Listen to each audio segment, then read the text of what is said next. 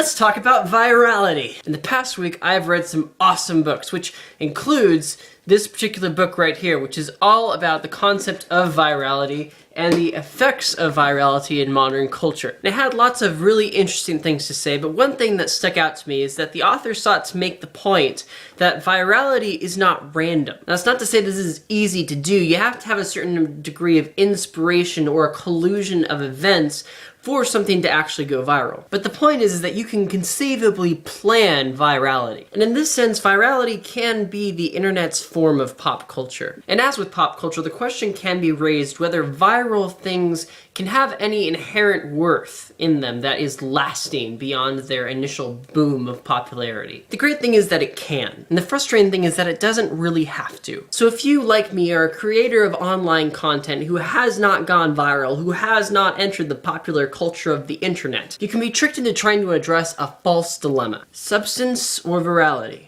Now, this false dilemma is also prevalent in art forms like music, where we think the great struggle is between creating popular music and creating meaningful music. But in terms of music, there's been lots of bands that have done both. I mean, think of Pink Floyd and the Beatles. They were innovative musicians who also had an incredible amount of notoriety, and that notoriety has lasted for decades. So I think we can agree in terms of music that just because something is popular doesn't mean that it's devoid of substance. And the same is true for internet culture. When I was working on my last album, I made several choices based on the false dilemma. And in my case, this false dilemma led to a fear of compositional repetition. In other words, I was afraid of choruses. Now, there's nothing wrong with not having choruses in songs, and you can write very good songs that don't actually have a repeated chorus or even a repeated section. But in my case, my choice to avoid choruses many times was as pathological as it was intentional. I actually had the perception that if I repeated a musical idea by using a chorus or a reprise, that I was actually making the quality of the song itself suffer. In a large part because I thought that it would make the song more accessible. This is backwards.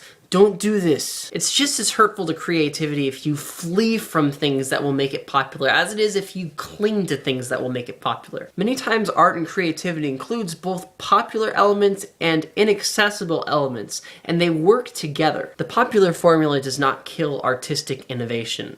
A lack of imagination does, or a pathological fear to either popularity or an inaccessibility. So whether it be an internet culture, musical culture, or other forms of culture, remember, popular structures generally exist because we like it when they occur. So don't flee from them, but also don't cling to them because plenty of people are doing that already. This is Jackie Kirachet, and I wish you luck in your creativity.